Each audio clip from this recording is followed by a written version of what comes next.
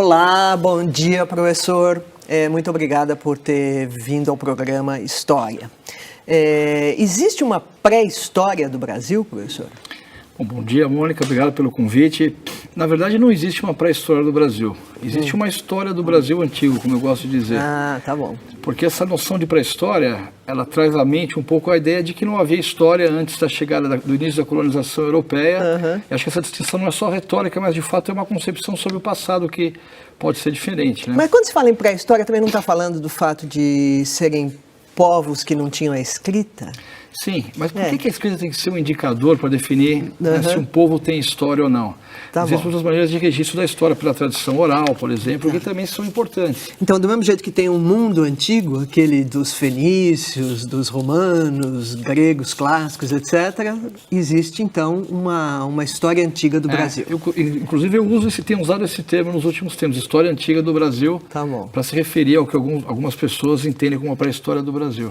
Porque é muito esquisito, né? Imagina, até o dia 21 de abril de 1500, os povos indígenas viviam na pré-história e no dia seguinte eles acordam, a história está inaugurada. Né? Começou a história. De fato, é um pouco, vamos dizer, eurocêntrico. Exatamente.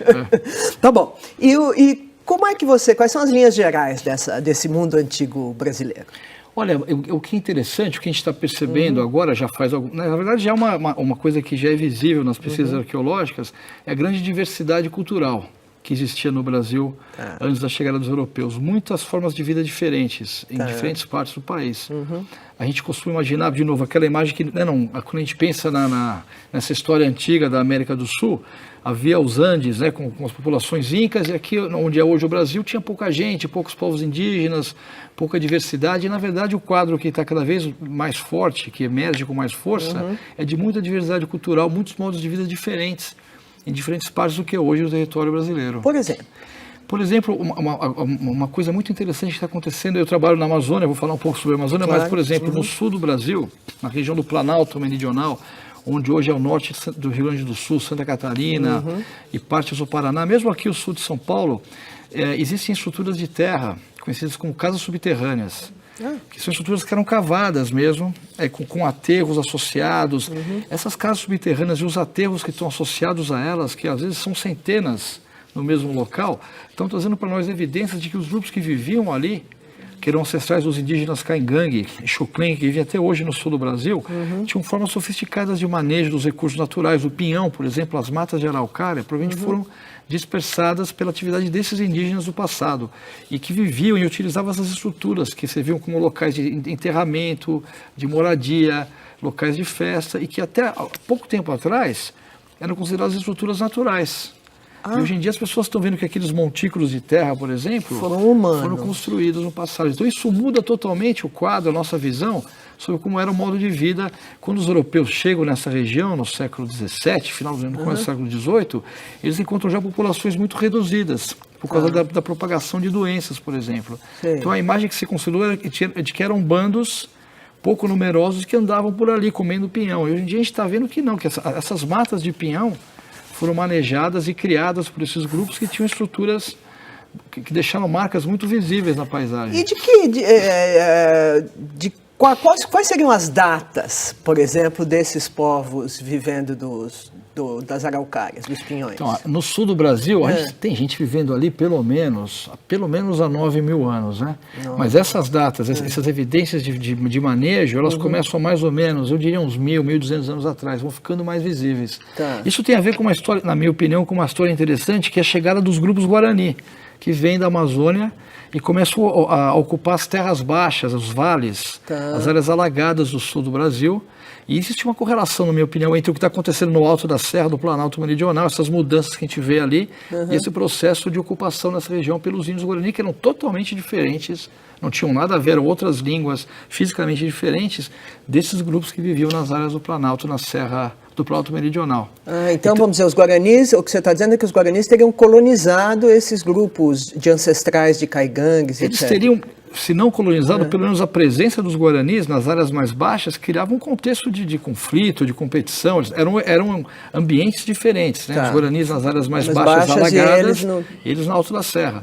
Mas, né, a presença de grupos diferentes deve ter criado, né, formas de rearranjo nas relações sociais que aparecem no registro arqueológico, né? Por exemplo, essas casas subterrâneas que ficam cada vez mais frequentes a partir ao redor do ano 1000 depois de Cristo. Então, exatamente, era isso que eu ia dizer, ano 1000 depois de Cristo, mais ou menos. Bom, mas e na Amazônia? Antes de chegar na Amazônia, havia outras ocupações indo para o norte? Havia, sem dúvida, o Pantanal. É uma região ainda muito mal conhecida, apesar de a gente ter bons trabalhos, a gente sabe muito pouco da arqueologia do Pantanal. Todo o Brasil Central, né, o Brasil Central para nós inclui Minas Gerais também, essa região do Cerrado, né? Ela era bastante ocupada na época da chegada dos europeus, eram povos também diferentes, tinham modos de vida diferentes, as aldeias que eles ocupavam, a gente escava essas aldeias, né, os sítios arqueológicos, elas tinham um formato bem característico. Como era? Elas eram normalmente aldeias circulares, como as aldeias dos índios Bororo hoje em dia, Chavante, do Brasil Central, tem um formato muito parecido. Eram aldeias circulares com uma ou duas manchas de casas ao redor de uma praça central, com um tipo de cerâmica bem característico que a gente chama de aratu, por exemplo. No Nordeste, toda a costa do Brasil, no século XVI, era ocupada por grupos que falavam línguas relacionadas entre si, que eu vou chamar aqui de tupinambás. Mas eram diferentes grupos, né, que falavam línguas. Mas essas, vamos dizer assim, qual é a diferença entre os índios que estavam ali no século XVI e esses povos? Tem diferença? Então, tem e não tem. É claro que tem, porque nós também somos diferentes dos portugueses ou italianos do século XVI. Nós mudamos. Nesse sentido, é claro que existe diferença. Mas, ao mesmo tempo, eu acho que, em alguns casos, a gente consegue, através da arqueologia, estabelecer uma relação de continuidade. Então, nesse aspecto, talvez não tenha. Por isso que não é só uma questão, não é uma frescura, não falar em pré-história, porque parece que houve uma ruptura. E o que é interessante é quando a gente consegue estabelecer as relações de continuidade entre os grupos que vivem hoje. Muitos deles estão numa situação política muito difícil. Os guaranis, por exemplo, no Mato Grosso do Sul, estão passando nesse momento agora por uma situação muito difícil, um conflito de terra, uma disputa muito forte ali na fronteira com o Paraguai. Mas a gente fala em arqueologia guarani. A gente sabe que a presença guarani nessas regiões ela chega a quase 2000 anos, né, na região do Alto Rio Paraná, ali onde está hoje o Mato Grosso do Sul. Quer dizer, esses, quando Cristo nasceu, se é que já estavam ali. Por isso que às vezes é uma questão assim, se essa terra foi ocupada ou não. Quer dizer, não é só a questão daquela terra em si, porque até a forma de ocupação do território desses grupos é diferente, né? A noção de propriedade privada é uma noção que a gente trouxe, que os europeus trouxeram para cá. Não estou dizendo que tudo era uma maravilha, sim, né? Lógico. Mas eram outras noções, né? Outras relações produtivas eram outras, né? Então, assim, para um arqueólogo, por exemplo, pode ser que aquele local específico não tenha um sítio arqueológico guarani no Mato Grosso do Sul, mas a gente sabe que os guarani estão ali há 2000 anos, né? Tem uma questão de ocupação muito mais antiga e muito mais longa do que a ocupação que a gente vê contemporânea. Então, agora vamos chegar na Amazônia, e aí? Qual é vamos dizer assim, de que se trata fazer arqueologia na Amazônia hoje? Quer dizer, em que ponto vocês estão do conhecimento a respeito do passado? Então, a Amazônia é muito interessante. Eu trabalho lá, né? Eu gosto muito da Amazônia, gosto do trabalho que eu faço. Então, é uma arqueologia fascinante, porque esse quadro de diversidade que a gente vê no nível nacional, digamos assim, na Amazônia, ele é ainda mais marcado, né? Se a gente olhar para a arqueologia da Ilha de Marajó e comparar com a arqueologia de Santarém, por exemplo, se a gente pegar o ano 1000, continuar nessa época, a ocupação humana do Marajó era uma coisa, e da região onde está hoje Santarém era totalmente diferente. E a região da Amazônia Ocidental, onde eu trabalho, ali no Alto Solimões, eu trabalhei no Médio Solimões muito tempo, na região de Manaus também, era outra história. Na mesma época, no meu, região Alto Madeira, Rondônia e no Acre também, são formas de ocupação humana totalmente diferentes. Então, vamos falar primeiro, quantas pessoas você acha, qual teria sido a população ali, em torno desse ano 1000? Olha, é difícil de dar uma resposta precisa, né? Mas eu diria para você, a gente trabalha mais ou menos com uma figura, que é uma boa, até um coautor desse trabalho, o William Denevan, que é um grande geógrafo norte-americano que trabalhou desde os anos 50 na Amazônia, Ele propõe que em 1492 havia mais ou menos 5 milhões e meio de pessoas na Amazônia. 5 milhões e meio. 1492 é quando Colombo chegou ali no Caribe. No Caribe. No ano 1000 é interessante, que eu acho que no ano 1000 em algumas regiões eram até mais densamente ocupadas. Região de Manaus, por exemplo, onde trabalhei muitos anos, tem mais sítios arqueológicos ocupados ao redor do ano 1000 por um povo que, estou simplificando, né, mas que aparentemente desapareceu, do que ao redor de 1500. Apesar do fato de que a primeira viagem de um europeu que desceu o rio Amazonas, 1542, que é a expedição do Orellana e do Carvajal, eram espanhóis que vieram do Alto Amazonas, desde o Equador, e desceram o rio Amazonas. A narrativa que eles deixaram é do Gaspar de Carvajal, que era um frei. Ele descreve o rio Amazonas densamente ocupado, as margens do rio Amazonas ocupadas por grandes aldeias. Eles viajavam léguas e léguas e viam aquele mundaréu de gente vivendo na beira do rio. Já no século XVII, a gente começa a ter outros registros, a população está diminuindo. E no século XVIII, quando os primeiros cientistas entram na Amazônia, há regiões que estão totalmente desabitadas. Que é essa Amazônia que a gente um pouco tem a imagem hoje. Exatamente. Que é baixa densidade populacional, muitos vazios. Exatamente. Isso se construiu do século XVI até o século XVIII, os primeiros 200 anos. E por quê? Por causa da escravidão indígena, que era uma atividade econômica muito importante, e por causa da questão da propagação das doenças. Muitas doenças que foram trazidas pelos europeus, os grupos indígenas não tinham imunidade, porque não tinham uma história evolutiva de contato com essas doenças. Então o que acontece? A gente tem uma depopulação muito grande e a floresta ocupa locais que eram ocupados por pessoas no passado. Então no século XVIII, qual que é o quadro que se constitui? Uma floresta pristina, né, uma floresta virgem e basicamente desocupada. Só que é muito comum, embaixo desses locais de floresta, nós encontrarmos sítios arqueológicos.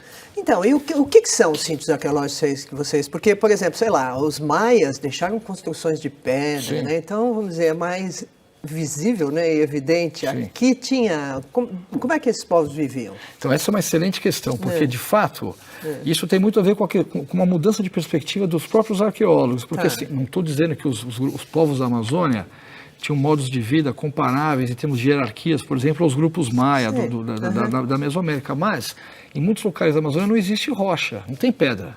A matéria-prima é o solo. Então tem muita estrutura construída, como canal, como estrada, montículo, que são construídos com terra. Provavelmente esses locais, a gente sabe alguns deles, eles eram, por cima dessas estruturas, havia edificações de madeira, de palha, mas esse material apodrece. Então, durante muito tempo, arqueólogos viam coisas no campo e achavam que eram naturais. Viam um canal, por exemplo, uma vala, e assumia que era uma coisa natural. Foi só de uns 20 anos para cá que a gente passou a tratar essas estruturas como se elas pudessem ter sido o resultado da atividade humana. E aí, que evidência vocês têm de que elas são? Elas foram... Você faz uma escavação arqueológica, você corta e você vê claramente movimentação de terra, inversão de camadas. Uma boa arqueologia mostra rapidamente, a gente consegue, né, isso, aí entra o trabalho do arqueólogo mesmo, quando a gente está no campo, saber se uma coisa é natural ou não, por exemplo. E através das nossas escavações a gente consegue fazer esse tipo de identificação. Então, por exemplo, no Acre, a região do Acre é muito interessante, são centenas de estruturas de terra, quadradas, redondas, circulares, estradas. Teve um caso até o ano passado, uma pequena disputa entre arqueólogos, né? Tinha uma estrada que foi colocada, há uma estrada que parte de um sítio arqueológico, que é um sítio que tem vários montículos ao redor de uma praça central e saem algumas estradas. E foi colocada uma torre de uma linha de transmissão ao lado de uma estrada dessas.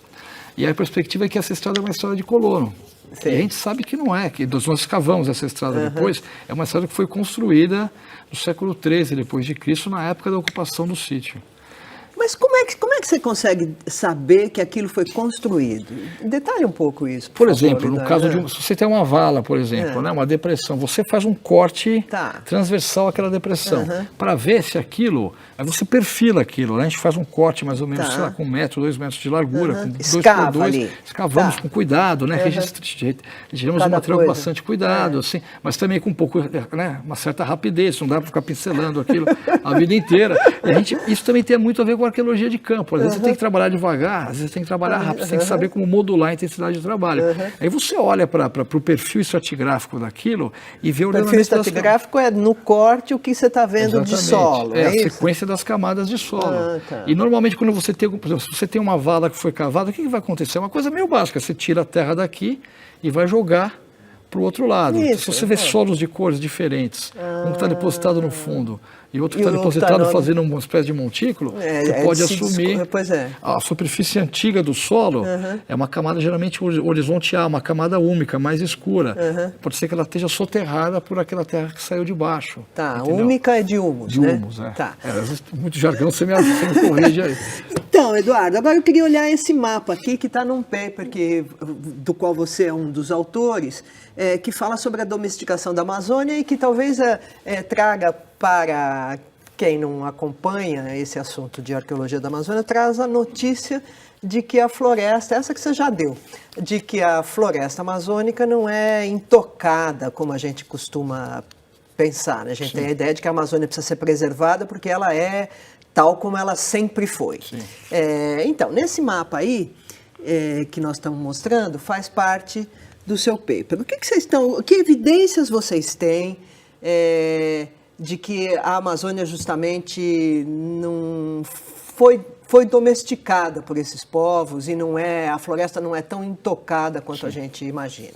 Olha, bom, são vários tipos de evidência. Eu acho assim, eu queria deixar claro, a Amazônia tem que ser preservada, claro, você concorda comigo, mas por outras razões. Não, porque tem uma discussão que eu acho que é interessante, acadêmica agora, entre, por exemplo, arqueólogos de um lado e ecólogos do outro. Isso aparece, inclusive, no seu paper. Esse paper é uma resposta a alguns artigos, e na verdade acho que todos nós que trabalhamos na Amazônia, que temos envolvimento com a Amazônia, as pessoas que vivem lá também, concordamos absolutamente no ponto que a Amazônia, a gente tem que desenvolver cada vez mais mecanismos que permitam um uso sustentável, racional da floresta. Mas o nosso ponto, por exemplo, tem várias linhas de evidência. A primeira é a própria evidência arqueológica, né? Essa da qual nós estamos falando. Por exemplo, solos de terra preta. Eu trabalhei muitos anos com isso. O que é terra preta? Terra preta é um tipo de solo muito fértil, escuro, que muito produtivo.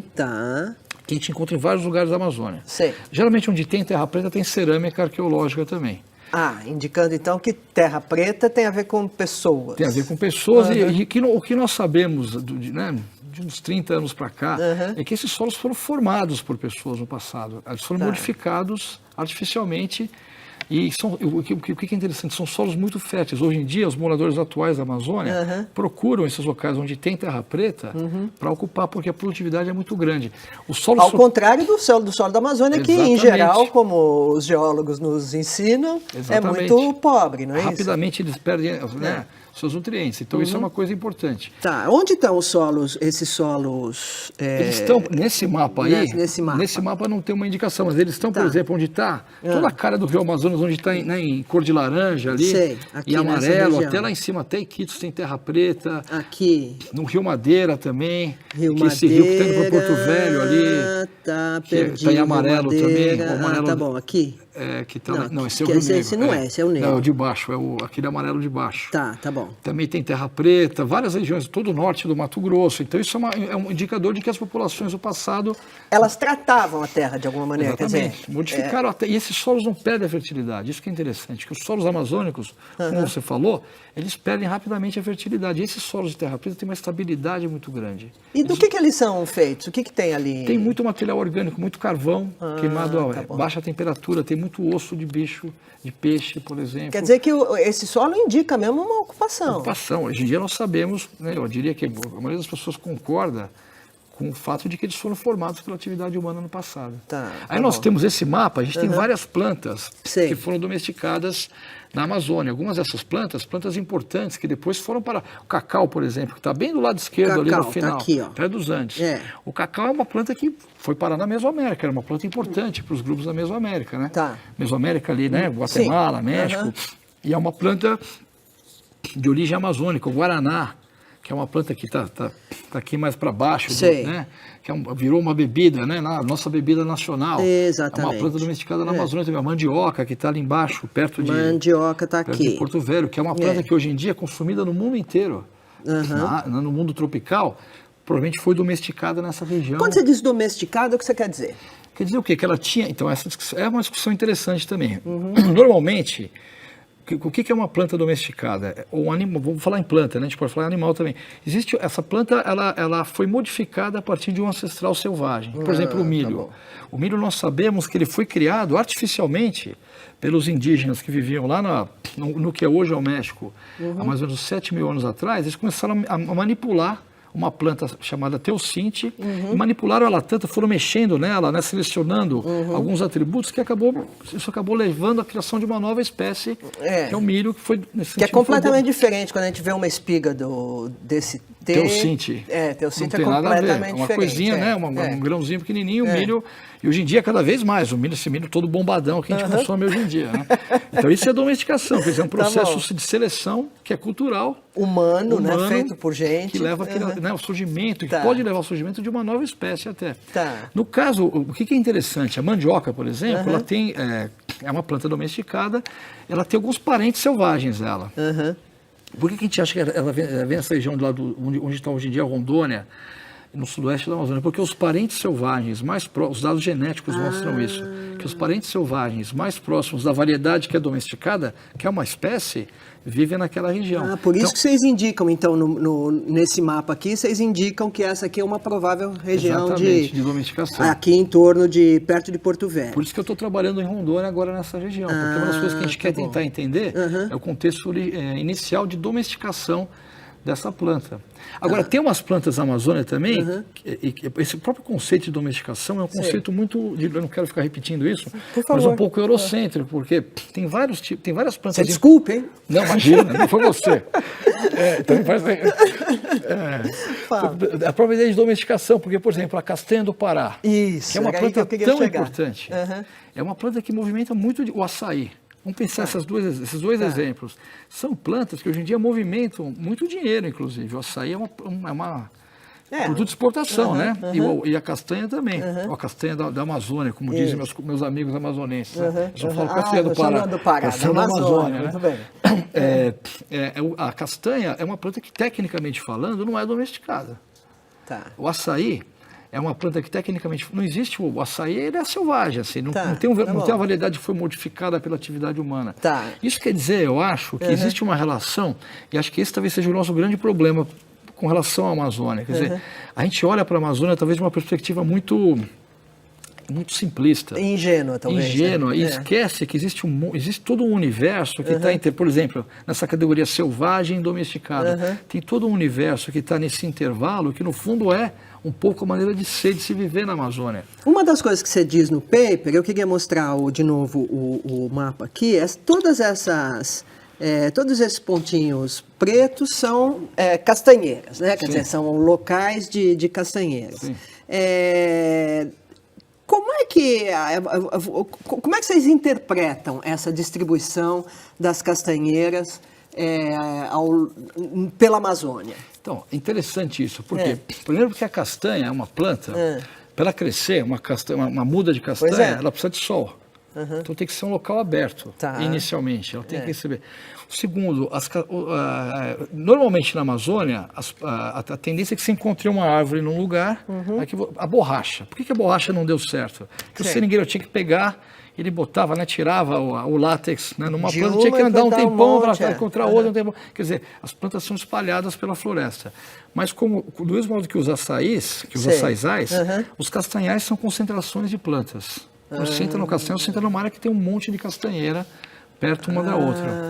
Segundo, os estudos genéticos que a gente tem até agora mostram que a diversidade genética dos indivíduos, das árvores de castanha pela Amazônia é muito baixa. É pequena, então deve ser todas as castanheiras são... Quase como se fossem clones, digamos assim. Estou simplificando. Algum dia você vai me matar, vai torcer meu pescoço, mas tudo bem. E só tem 2 bichos hoje em dia que dispersam a castanha, que somos nós e a cutia. Que é um bicho que vai lá e quebra. Então é provável. E tem muita cutia na Amazônia? Tem muita cutia. Mas a cutia, você consegue imaginar uma cutia atravessando o Rio Solimões? Eu não sei nada a respeito da vida das cutias. Pode ser, né? Montada numa ilha de capim, Matupá.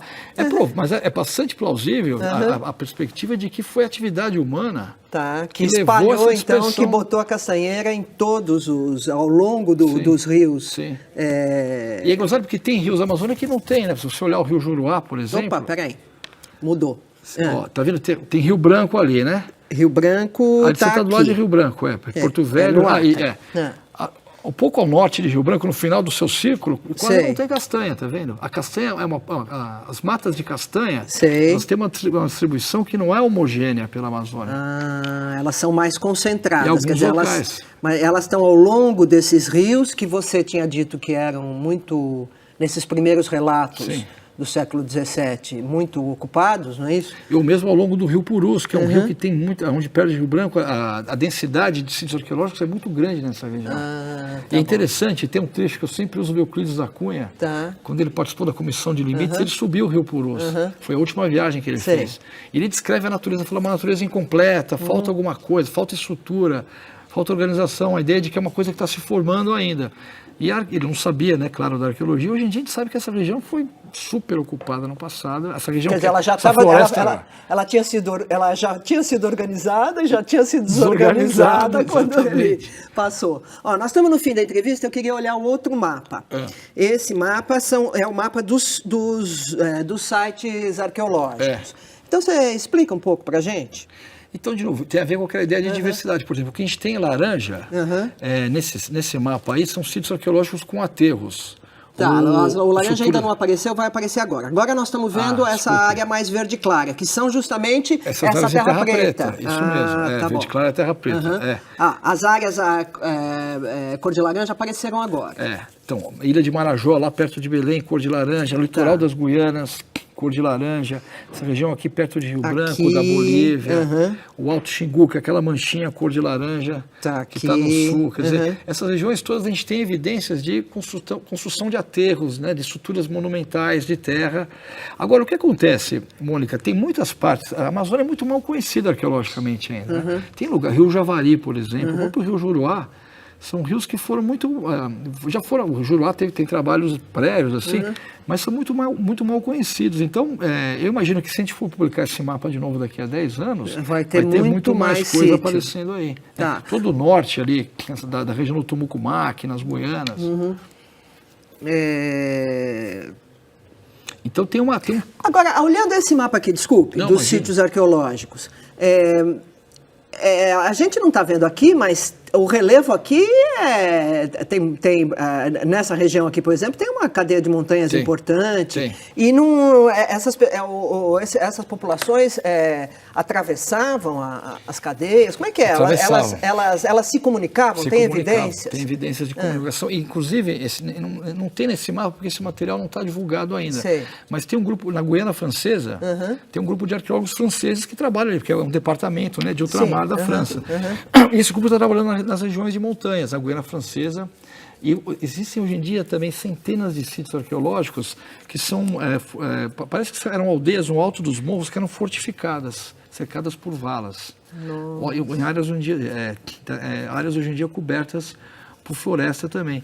Isso na Guiana Francesa. No Amapá, agora a gente tem alguns trabalhos, tem muito trabalho na costa do Amapá, mas a gente começa a ter alguma coisa na região de montanhas do Amapá também, que faz fronteira com a Guiana, e esse tipo de sítio aparece do lado brasileiro também. Quer dizer que se há uma coisa intocada na Amazônia, vamos dizer assim, os seus sítios arqueológicos, que, pelo que você está dizendo, então, tem muito mais, tem uma quantidade muito maior e muita coisa para ser descoberta. Eles estão ameaçados agora pelo desenvolvimento econômico, pela destruição, né? Os grandes projetos da Amazônia, apesar deles demandarem pesquisa arqueológica, eles constituem uma ameaça também a esse patrimônio. E eu acho que o desafio para a gente é pensar numa maneira de conceber a proteção e preservação da Amazônia de modo a incorporar essa contribuição dos povos tradicionais e que vive até hoje lá, quilombolas, indígenas, castanheiros, né, ribeirinhos, essas populações vivem ali, manejam a Amazônia. E acho que a gente tem que pensar em maneiras de preservar essa natureza, incorporando também essas populações que são tão importantes para manter essa biodiversidade. Muito obrigado pela entrevista. Tá bom, obrigado, Mônica, também.